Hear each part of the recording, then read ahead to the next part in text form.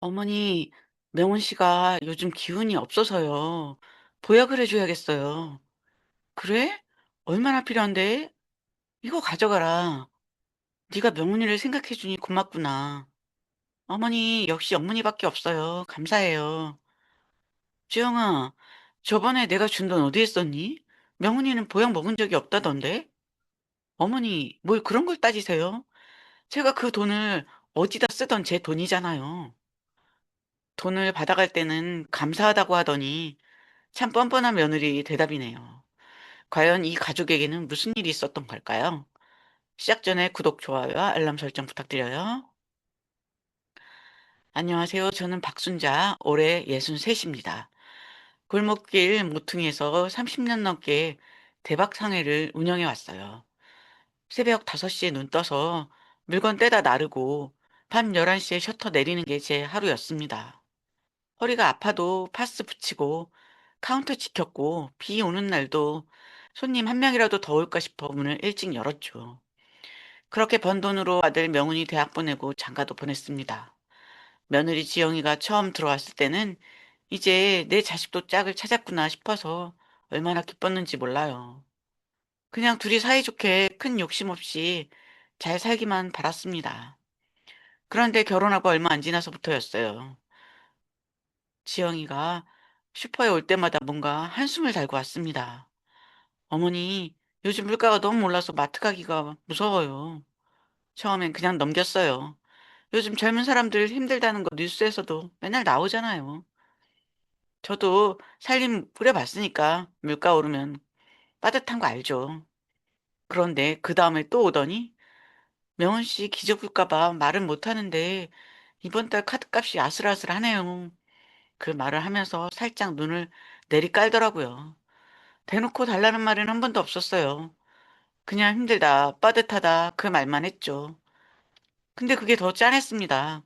차라리 어머니 돈 좀 주세요 했으면 제가 생각이라도 해봤을 텐데 말 못하고 끙끙 앓는 것 같으니까 제 마음이 먼저 움직인 거예요. 내 자식이 기죽으면 안 되지. 명훈이가 능력 없어 보이면 얼마나 자존심 상하겠어. 그 생각에 저는 카운터 서랍을 열었습니다. 현금을 꺼내서 봉투에 담았어요. 30만 원, 50만 원, 많은 돈은 아니지만 저한테는 하루 이틀 꼬박 서서 번 돈이었습니다. 지영아, 이거 보태 써라. 말 안 해도 다 안다. 지영이는 봉투를 받아들고 두 손으로 꼭 쥐면서 그러더라고요. 어머니 감사해요. 역시 어머니밖에 없어요. 그 말이 그렇게 좋았습니다. 며느리한테 어머니밖에 없다는 말 듣는 게 뭐가 그리 좋았는지 저는 그때마다 기분이 괜찮아졌어요. 한 번으로 끝난 게 아니었어요. 지영이는 한 달에 한두 번씩 꼭 슈퍼에 들렀고 올 때마다 비슷한 말을 했습니다. 저는 또 봉투를 꺼냈고요. 그게 어느새 당연한 일처럼 됐어요. 저도 모르는 사이에요. 지금 생각하면 그때 제가 너무 쉽게 마음이 약해진 거였습니다. 슈퍼 바로 옆에 과일소리 미용실이 있어요. 원장 김옥자는 저랑 15년 넘게 알고 지낸 사이입니다. 제가 파마할 때도 머리 다듬을 때도 늘 거기 갔고 장사 안 풀리는 날엔 그 집 의자에 앉아서 수다 떨다 오는 게 낙이었어요. 옥자는 말이 좀 많긴 해도 저한테 나쁜 소리 할 사람이 아니었습니다. 그날도 별 생각 없이 파마하러 들어갔어요. 옥자가 제 머리에 롤을 감으면서 말을 꺼내는데 평소랑 좀 달랐습니다. 뭔가 조심스러운 눈치였어요. 순자야, 나 할 말이 있는데 듣기 싫을 수도 있어. 근데 내가 말 안 하면 나중에 네가 더 서운해할 것 같아서. 저는 그냥 뭔데 말해봐 했죠. 옥자가 목소리를 좀 낮추면서 그러더라고요. 지난주에 동네 개 모임이 있었는데 거기 지영이 친정엄마가 왔다는 거예요. 그 자리에서 그분이 한 말이 옥자 귀에까지 들어온 거였습니다. 순자야, 친정엄마가 그러는데 자기 딸이 시어머니한테 용돈을 쏠쏠하게 타다가 자기를 준다더라고. 그 돈으로 이번에 아들 차 바꾸는데도 보탰다고 했어. 저는 처음에 그 말이 잘 안 들어왔어요. 그냥 멍하니 거울만 봤습니다. 에이, 사돈이 좀 과장한 거겠지. 지영이가 슈퍼에 올 때마다 했던 말이 생각났거든요. 우리 친정은 형편이 너무 어려워서 너무 속상해요. 라면서 눈가를 훔치던 모습이요. 그게 한두 번이 아니었어요. 친정 얘기만 나오면 늘 그랬습니다. 그래서 저는 사돈 댁이 많이 어렵구나. 지영이가 신경 쓰이겠다 싶었던 거고요. 옥자야, 사돈이 그냥 자식 잘 됐다고 좀 부풀려서 말한 거 아닐까? 지영이가 친정이 어렵다고 했거든. 그랬더니 옥자가 잠깐 뭔가 찾는 듯 하더니 핸드폰을 들이밀었습니다. 순자야, 이것 좀 봐봐. 계모임 단체 카톡방이었어요. 거기에 사진이 몇 장 올라와 있었습니다. 지영이 친정 식구들이 다 같이 찍은 사진이었는데 고깃집도 아니고 번듯한 한정식집에서 찍은 가족 외식 사진이었어요. 그리고 또 한 장은 제주도였습니다. 렌터카 앞에서 환하게 웃으면서 찍은 사진이었고요. 형편이 너무 어렵다던 집 사람들이었습니다. 저는 아무 말도 못했어요. 옥자도 더 말 안 하고 제 머리만 만졌습니다. 내가 쥐어진 돈이 거기 들어간 건가? 딱 그 생각이 머릿속을 스쳤어요. 확인된 것도 아니고 오해일 수도 있다고 스스로 달랬습니다. 그래도 그날 미용실 나오는 발걸음이 평소랑 달랐어요. 뭔가 찜찜하고 영 개운치가 않았습니다. 미용실에서 본 사진이 며칠째 머릿속에서 지워지지 않았어요. 그래도 저는 애써 털어냈습니다. 내가 너무 예민하게 구는 건 아닐까. 사돈이 그냥 자식 자랑하다 보니 말이 좀 커진 거겠지 하고요. 지영이 얼굴 보면 또 그 생각이 싹 들어갔어요. 슈퍼에 오면 살갑게 어머니 점심은 드셨어요? 묻고 카운터 옆에 앉아서 이런저런 얘기 나누는 며느리였으니까요. 그러던 어느 날이었습니다. 지영이가 슈퍼 문을 열고 들어오더니 얼굴이 좀 어두웠어요. 자리에 앉으면서 한숨을 한번 쉬고는 그러더라고요. 어머니, 명우 씨가 요즘 너무 피곤해 보여요. 이번 달에 보약 한 제 지어줘야겠는데 제가 지금 여윳돈이 없어서요. 저는 또 마음이 움직였습니다. 명훈이가 요즘 야근이 많다는 말을 들은 터라 보약 얘기가 나오니까 그래 몸부심 좀 시켜줘야지 싶었어요. 카운터 서랍을 열고 현금 100만 원을 꺼내서 봉투에 담아 건넸습니다. 명훈이 좋은 거로 지어줘라. 지영이는 두 손으로 받으면서 어머니 감사해요. 명훈 씨도 좋아할 거예요. 라고 했습니다. 그리고 슈퍼문을 열고 나갔어요. 저는 카운터 안쪽에서 물건을 정리하고 있었는데 잠깐 음료수 냉장고 쪽으로 이동했습니다. 냉장고 뒤쪽 창문이 평상 쪽으로 나 있거든요. 여름이라 창문을 열어놨었어요. 그때 목소리가 들렸습니다. 지영이 목소리였어요. 엄마, 내가 명훈 씨 핑계대고 시어머니한테 100만 원 받아냈어. 이따 엄마 계좌로 보낼 테니까 동생 리스비 밀린 것부터 해결해. 저는 그 자리에서 그냥 굳어버렸어요. 응, 시어머니는 명훈 씨 보약 주는 줄 알고 싱글벙글 하더라니까. 키키 웃는 소리까지 들렸습니다. 저는 냉장고 옆에 그대로 서 있었어요. 다리에 힘이 풀려서 움직이질 못했습니다. 손에 들고 있던 음료수 박스를 언제 내려놨는지도 몰랐어요. 방금 제가 들은 게 맞나 싶었습니다. 귀를 의심했어요. 근데 틀림없이 지영이 목소리였고 틀림없이 제 얘기였습니다. 명훈이 보약 지어준다고 가져간 100만 원이 동생 차 리스비를 들어간다는 거잖아요. 미용실에서 옥자가 해준 말이 그제야 다시 떠올랐습니다. 사돈이 개 모임에서 우리 딸이 시어머니한테 용돈 타다가 나한테 준다고 자랑하고 다녔다는 그 말이요. 그때는 설마 했는데 설마가 아니었던 거예요. 그동안 지영이가 어머니 물가가 올라서요. 카드값이 아슬아슬해요. 명훈 씨가 기죽을까 봐요. 하며 가져간 돈이 전부 다 머릿속을 스쳐 지나갔습니다. 30만 원, 50만 원, 그게 몇 번이었는지. 저는 새벽에 일어나서 물건 떼다 날랐고 허리 아파도 파스 붙이고 카운터 지켰어요. 그렇게 번 돈이었습니다. 그 돈이 명훈이한테 간 게 아니었어요. 손이 떨렸어요. 화가 난 건지 억울한 건지 그냥 허탈한 건지 저도 몰랐어요. 그냥 손이 떨리고 아무 말도 안 나왔습니다. 그날 저녁 셔터 내리고 안방에 들어와서 한참을 그냥 앉아 있었어요. 냉장고 옆에서 들은 그 목소리가 귓속에서 자꾸 맴돌았습니다. 킥킥 웃던 그 소리가요. 억울하다는 생각보다 그냥 멍했어요. 30년 넘게 허리 펴지 못하고 카운터 지킨 세월이 자꾸 머릿속에 밟혔습니다. 며칠을 혼자 끙끙 앓다가 명훈이한테 전화를 했어요. 그냥 바로 말할 수가 없었습니다. 아들한테 지영이가 나한테서 돈 빼다가 친정에 갖다 줬다. 그 대놓고 말하는 게 쉬운 일이 아니잖아요. 그래서 돌려 물었어요. 명훈아, 너 요즘 몸은 어때? 보약 먹고 있어? 명훈이가 보약이요? 갑자기요? 하더라고요. 저는 거기서 이미 알았습니다. 지영이가 보약을 지어줬으면 명훈이가 먹고 있어야 하는데 뭔 소린지 모르겠다는 반응이었으니까요. 지영이가 네 보약 지어준다고 했는데 혹시 생활비는 부족한 건 없어? 지영이가 요즘 좀 이상한 것 같아서 딱 거기까지만 했는데 명훈이 목소리가 확 바뀌었어요. 엄마, 무슨 소리예요? 지영이가 뭘 이상해요? 아니, 그냥 엄마가 보기에 좀 그래서 엄마는 왜 자꾸 그래요? 지영이가 엄마 눈치 보느라 얼마나 쩔쩔매는데 왜 자꾸 뒷조사하듯이 물어봐요? 저는 아무 말 못했어요. 그리고 장모님네 좀 도와줄 수도 있는 거 아니에요? 엄마는 왜 이렇게 계산적이야? 계산적이라는 말이 나왔을 때 저는 전화기를 귀에 댄 채로 그냥 가만히 있었습니다. 할 말이 없어서가 아니라 말을 꺼냈다가 제가 무너질 것 같아서요. 명훈이는 자기가 한 말이 얼마나 큰 소린지도 몰랐을 거예요. 저는 새벽마다 일어나서 물건 떼다 날랐어요. 비 오는 날도 허리 끊어질 것 같은 날도 카운터를 지켰습니다. 그 돈으로 명훈이 학비 됐고 결혼시켰고 며느리 올 때마다 봉투 챙겨줬어요. 그게 계산적인 거라고요. 전화 끊고 나서 한동안 안방병만 봤습니다. 명훈이가 나쁜 애는 아니에요. 그냥 아내 말만 믿는 거겠죠.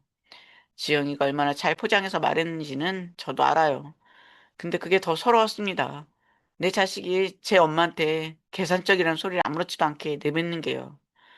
내가 이러려고 30년을 저 수표를 지켰나. 그 생각이 드는 순간 저는 마음이 식는 느낌이 들었어요. 서럽다거나 화가 난다거나 그런 게 아니라 그냥 조용히 뭔가가 정리되는 느낌이었습니다. 그날 밤 저는 잠을 못 잤어요. 슈퍼 카운터에 나와 앉아서 불 꺼진 가게 안을 한참 둘러봤습니다. 카운터 안에서 가게 안을 둘러보다가 저는 처음으로 이 슈퍼를 다른 눈으로 봤습니다. 30년이었어요. 이 카운터 앞에서 30년을 보냈습니다. 냉장고 위치도 과자 진열대 순서도 천장에 생긴 얼룩 하나까지 다 제 손때가 묻어 있었어요. 명훈이가 초등학교 때 숙제하던 카운터 구석 자리도 그대로였고요. 근데 그날따라 이게 다 제 건지 모르겠더라고요. 며칠 뒤에 지영이한테서 전화가 왔습니다. 목소리가 살갑고 밝았어요. 어머니, 저희 전세 만기가 석 달 남았거든요. 요즘 전세값이 많이 올라서 집주인이 올려달라고 하는데 어머니가 좀 도와주실 수 있을까요? 저는 한참 말이 없었어요. 얼마나 올랐는데? 한 4천만 원 정도요, 어머니. 슈퍼 담보로 대출 받으시면 될 것 같아서요. 참 당연하게 말하더라고요. 슈퍼 담보로 대출을 받으라고요. 제가 30년 지킨 이 가게를 담보로 잡히라고요. 그 돈이 또 사돈집으로 들어갈 거면서요. 저는 알았어 생각해 볼게 하고 끊었습니다. 전화 끊고 나서 한참 앉아 있었어요. 예전에 저였으면 진짜로 대출을 알아봤을 거예요. 내 집을 줄여서라도 허리띠 졸라매서라도 자식 전세금 해결해 주려고 발벗고 나섰겠죠. 그게 저였으니까요. 근데 이제는 아니었습니다. 제가 대출받아서 내준 돈이 명훈이 전세로 가는 게 아니라는 걸 이미 알아버렸으니까요. 지영이 엄마 계좌로 들어가고 사돈집 아들 리스비로 나가고 제주도 여행 경비로 쓰일 거라는 걸요. 저는 그날부터 조용히 움직였습니다. 먼저 오래 알고 지낸 당부 손님한테 슬쩍 말을 꺼냈어요. 그분이 예전부터 이 건물 사고 싶다고 몇 번 얘기한 적이 있었거든요. 슈퍼 건물이랑 2층 집 같이 매매할 생각이 있냐고요. 그분이 바로 하겠다고 했습니다. 동사무소 가서 서류 떼고 부동산 들러서 시세 확인하고 계약서 검토하는 것까지 전부 혼자 조용히 했어요. 명훈이한테도 지영이한테도 옥자한테도 아무 말 안 했습니다. 가게 문은 그대로 열었어요. 매일 새벽에 일어나서 평소랑 똑같이 장사했습니다. 아무것도 달라진 게 없는 것처럼요. 잔금 치르는 날 열쇠를 넘기면서 저는 뒤를 안 돌아봤습니다. 돌아보면 마음이 흔들릴 것 같았거든요. 그냥 앞만 보고 나왔어요. 통장에 찍힌 숫자를 보면서 저는 이제 다음을 생각했습니다. 이 돈은 제 돈이에요. 제가 그동안 번 돈이고 제 노후를 위한 돈입니다. 단돈 1원도 사돈집에 들어가는 일은 없을 거였어요. 잔금 받고 나서 저는 짐을 쌌습니다. 오래 걸리지 않았어요. 30년을 산 집인데 막상 챙길 게 별로 없더라고요. 옷 몇 벌, 이불, 명훈이 어릴 때 사진 몇 장, 그게 다였습니다. 나머지는 그냥 다 버렸어요. 미용실 옥자한테는 딱 한마디 했습니다. 나 좀 쉬러 간다. 어디 있는지는 묻지 마. 옥자는 아무것도 안 물어봤어요. 그냥 그래 잘 가 했습니다. 그게 참 고마웠어요. 제가 떠나고 얼마 지나지 않아서 어떤 일이 있었는지는 나중에 옥자한테 전해 들었습니다. 전세 만기가 코앞으로 다가오자 지영이가 명훈이를 데리고 슈퍼로 찾아왔다고 해요. 전세금 얘기를 꺼내러 온 거겠죠. 당연히 시어머니가 챙겨줄 거라고 믿고 온 거고요. 근데 슈퍼 앞에 서는 순간 멍해졌다고 했습니다. 늘 불이 켜져 있던 대박상의 간판이 내려가 있었고 유리문에는 임대라고 붙어 있었어요. 안을 들여다봐도 텅텅 비어 있었고요. 2층 집도 문이 잠겨 있었습니다. 초인종을 눌러도 아무 반응이 없었어요. 그제야 뭔가 잘못됐다는 걸 느꼈겠죠. 명훈이가 그 자리에서 엄마가 슈퍼문을 닫았어 라고 했을 때 지영이 얼굴이 하얗게 됐다고 하더라고요. 지영이는 바로요 미용실로 뛰어갔다고 했어요. 옥자한테 제 행방을 물으러 간 거죠. 옥자한테 들은 얘기로는 지영이가 문을 열고 들어서면서 원장님 어머니 어디 가셨는지 혹시 아세요? 했다고 합니다. 옥자가 가위를 내려놓고 지영이를 똑바로 봤다고 했어요. 평생 등골 뽑아 먹었으면 됐지. 어디서 또 빨대 꽂으려고 찾아? 지영이가 뭐라고 하려는데 옥자가 빗자루를 들었다고 했습니다. 당장 나가. 지영이가 그냥 나왔다고 했어요. 저는 그 얘기를 전해 들으면서 아무 말도 안 했습니다. 화가 나지도 않았고 뭐 통쾌하지도 않았어요. 그냥 피곤했습니다. 30년을 그 골목에서 살았는데 그게 이렇게 끝나는구나 싶었어요. 저는 그때 시골집 테마루에 앉아 있었습니다. 아무도 없고 조용하고 그냥 바람만 불었어요. 오랜만에 허리를 펴고 앉아 있었습니다. 시골집에 온 지 2달쯤 됐을 때였어요. 옥자한테 가끔 연락이 왔는데 어느 날 문자가 하나 왔습니다. 명훈이랑 지영이가 결국 더 작은 집으로 이사를 했다고요. 전세금을 못 올려줘서 집주인한테 밀려난 거라고 했어요. 그 얘기를 들어도 저는 마음이 안 움직였습니다. 예전 같았으면 당장 전화해서 얼마 필요하냐 했겠지만 이제는 아니었어요. 그리고 또 얼마가 지났을까요? 옥자한테 또 연락이 왔습니다. 지영이 친정에서 돈이 안 들어오니까 지영이를 들볶고 있다고요. 매달 꼬박꼬박 들어오던 돈이 딱 끊기니까 사돈 댁에서 돈 안 보내면 어떡하냐며 난리가 났다는 거예요. 지영이가 스트레스를 못 이기고 명훈이한테 화풀이를 했고 명훈이가 이상하다 싶어서 통장 내역을 뒤졌다고 했습니다. 그게 다 나왔겠죠. 제가 보약값이라고 생활비라고 카드값이라고 건넨 돈들이 전부 지영이 친정 계좌로 들어간 내역이요. 명훈이가 눈이 뒤집혔다고 했어요. 둘이 크게 싸웠고 지영이는 울고불고 했지만 십자는 거짓말을 안 하잖아요. 그러던 어느 날 아침이었어요. 시골집 마당에서 텃밭 좀 들여다보고 있는데 멀리서 차 한 대가 들어오는 소리가 났습니다. 올 사람이 없는데 싶어서 봤더니 명훈이었어요. 지영이도 같이 내렸습니다. 둘 다 얼굴이 말이 아니었어요. 명훈이는 살이 빠진 것 같았고 지영이는 눈이 부어 있었습니다. 마당 안에 들어서더니 둘이 그 자리에서 무릎을 꿇었어요. 어머니, 제가 죽을 죄를 지었습니다. 한 번만 살려주세요. 지영이가 먼저 말했고 명훈이도 고개를 숙였습니다. 저는 퇴마루에서 천천히 일어나서 마당으로 나왔어요. 지영이 앞에 서서 눈을 똑바로 봤습니다. 지영아, 지영이가 고개를 들었어요. 네가 슈퍼에 올 때마다 물가가 무섭다.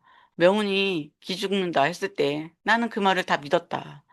대놓고 달라는 말 한 번 안 했으니까 더 안쓰러웠어. 그래서 내가 먼저 서랍 열고 봉투 챙겨서 했던 거야. 그게 내 자식 잘 살기 바라는 마음이었으니까. 지영이 눈이 흔들렸어요. 근데 너는 그 돈으로 뭘 했어? 명훈이 보약 지어준다고 100만 원 타갔나? 슈퍼문 나서자마자 친정엄마한테 전화해서 뭐라고 했는지 내가 다 들었다. 동생 리스비 밀린 거 해결하라고 했잖아. 그러면서 시어머니는 싱글벙글 한다고 킥킥거렸잖아. 지영이 얼굴이 하얗게 됐습니다. 사돈 어른이 동네 개 모임에서 나를 뭐라고 했는지도 알아. 돈 나오는 화수분이라고 했다며. 내가 새벽부터 허리 두드려가며 번 돈으로 당신 아들 차 바꿔주면서 나를 비웃고 다닌 거잖아. 명훈이가 고개를 더 숙였어요. 명훈아, 나는 네가 계산적이라고 했을 때 가장 힘들었다.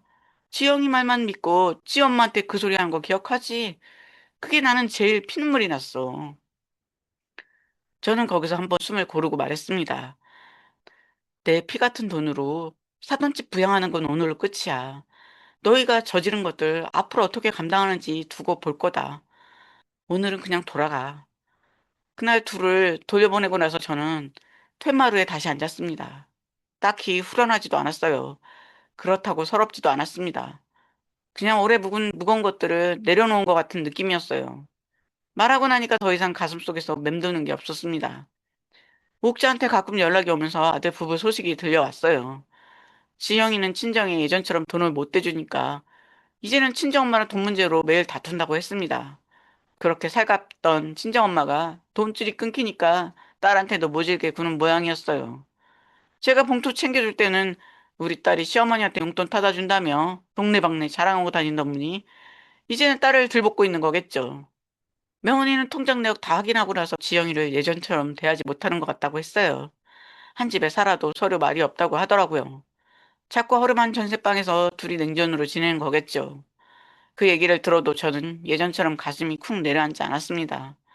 안쓰럽지 않다고 하면 거짓말이지만 그게 다 자기들이 만든 일이었으니까요. 명절이 되면 둘이 꼭 찾아왔어요. 과일 상자 들고 시골집 대문 앞에 서 있는 겁니다. 제가 나가면 지영이가 먼저 고개를 숙였어요. 어머니, 저희가 정말 잘못했어요. 명훈이도 옆에서 엄마 미안해요. 내년에 전세 만기되면 이 근처로 이사 올게요. 라고 했습니다. 저는 대문을 왈칵 열어주지 않았어요. 문틈으로 얼굴만 내밀고 말했습니다. 가져온 과일은 너희나 먹어라. 난 이제 내 인생 편하게 살란다. 그리고 대문을 닫았어요. 박하게 구는 거라고 할 수도 있겠죠. 그래도 저는 괜찮습니다. 예전에 저였으면 들어와라 밥이나 먹고 가 하면서 문을 열어줬겠죠. 근데 그렇게 해서 또 예전으로 돌아가면 저는 또 새벽부터 일어나서 누군가를 위해 살다가 끝나는 거잖아요. 이제는 아침에 일어나면 제가 먹고 싶은 거 챙겨 먹어요. 텃밭에 심어 놓은 것들 들여다보고 마을 어르신들이랑 평상에 앉아서 수다도 떨고요. 허리가 아프면 쉬고 날 좋으면 동네 한 바퀴 걷습니다. 누가 뭘 달라고 하지도 않고 제가 누군가 눈치를 볼 필요도 없어요. 수십 년을 카운터 뒤에서 살았는데 이제야 처음으로 제 시간이 생긴 것 같았습니다. 억울한 것도 화나는 것도 다 지나갔어요. 지금 이 텐마루에 앉아서 바람 맞는 게 저한테는 그 어떤 것보다 편합니다. 여러분, 오늘 이야기 재미있게 들으셨나요? 자식 잘 되길 바라는 마음 하나로 버텼는데 그 마음을 이용한 사람도 있었고 그 마음은 몰라준 사람도 있었어요. 근데 결국 가장 중요한 건 이겁니다. 아무리 가족이라도 내 희생을 당연하게 여기는 사람한테는 잠시 멈출 줄 알아야 한다는 거예요. 순자 씨가 찾은 건 단순히 자유가 아니라 처음으로 찾은 자기 자신이었습니다. 혹시 지금 이 이야기가 남 얘기 같지 않으신 분들 댓글로 얘기 나눠주세요. 마지막으로 구독, 좋아요, 알람 설정 부탁드려요. 끝까지 시청해 주셔서 감사합니다. 좋은 하루 되세요.